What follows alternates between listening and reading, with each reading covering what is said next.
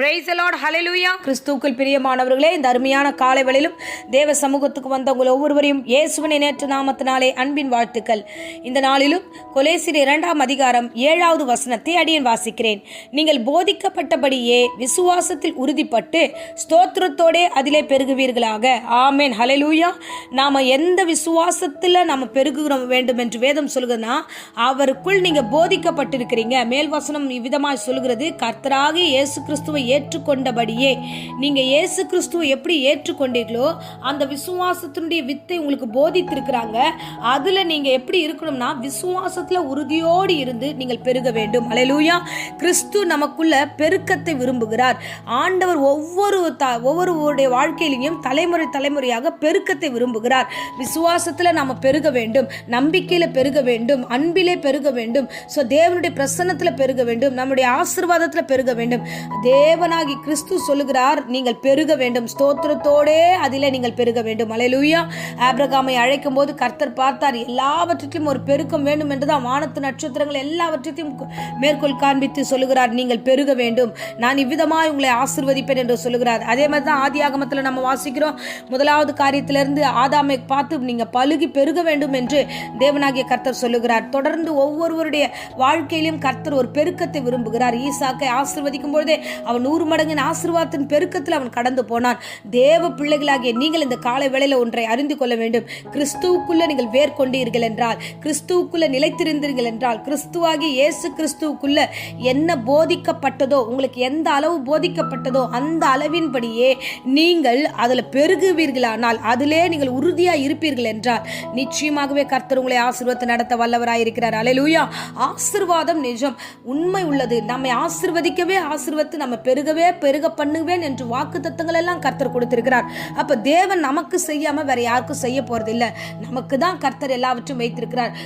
தகப்பனுடைய சொத்துக்கள் எல்லாம் பிள்ளைகளுக்கு தான். தேவனாகிய கர்த்தர் எழுதி வைத்த வாக்குத்தத்த வசனங்கள் எல்லாம் நமக்குரியதுதான். இந்த நாளிலும் நம்ம உபவாசத்தோடு தேவனை நோக்கி குடும்பத்திற்காக நம்ம ஜெபிக்கிறோம். நம்ம குடும்பம் ஆசீர்வாதமா இருக்க வேண்டும் என்று ஒவ்வொருவரும் இந்த உபவாச ஜெபத்தை கையில் எடுத்திருக்கீங்கல்ல. உங்க குடும்பத்தை ஆசீர்வதிப்பதே தேவ சித்தமா இருக்கிறது. இந்த ஆசீர்வாதத்தின் பெருக்கத்தை நீங்கள் காண்பீர்கள் என்று வேதம் சொல்லுகிறது. ஹல்லேலூயா.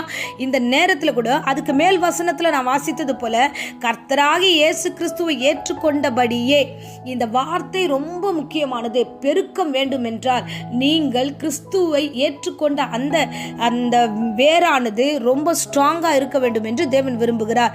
அவருக்குள் வேர் கொண்டவர்களா இருங்க. ஏற்றுக்கொண்டதுபடியே வாசற்படியில் நிற்காதீங்க. நீங்கள் ஏற்றுக்கொண்டபடியே அவருக்குள் வேர் கொள்ளுங்க.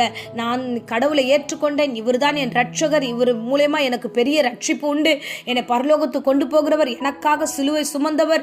இந்த 40 நாள் சிலுவையின் பாடுகளை குறித்து நம்ம தியானிக்கும் போதோ சில வார்த்தைகளை சொல்லும் போதோ, என் தேவன் எனக்காகவே இந்த காலத்துக்கு வந்தார் என்று விசுவாசிக்கிற அருமையானவர்களே, நீங்கள் ஏற்றுக்கொண்டபடியே நிற்காதீங்க. உள்ளே வாசலுக்குள்ளே உட்பிரவேசிங்க.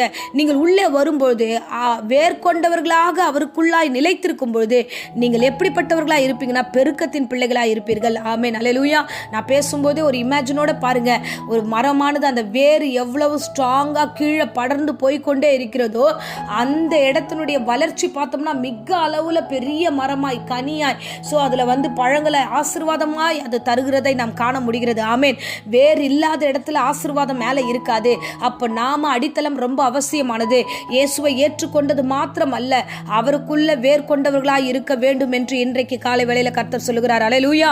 நானும் உபவாசிக்கிறேன், நானும் தேவ சமூகத்தில் ஒரு வேளை சாப்பிடாம இருக்கிறேன், கிறிஸ்துவுக்காக நான் அப்படி இருக்கேன் இப்படி இருக்கிற மாய்மாலமான நம்ம உபவாச ஜபம் இராதபடிக்கு உண்மையோடு பாரத்தோடு தேவ சமூகத்தில் நம்ம நிலைத்திருப்போம் என்றால் உண்மையாகவே கட்டப்பட்டிருப்போம். ஆமென், ஹல்லேலூயா.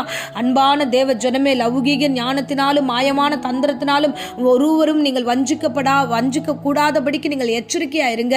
நீங்க ஜாக்கிரதை உள்ள பிள்ளைகளாய் கிறிஸ்துவுக்குள்ள வளருங்க. உலக பிரகாரமான ஒரு பாரம்பரியம் இருக்கிறது, உலக பிரகாரமான உலக வழக்கம் இருக்கிறது.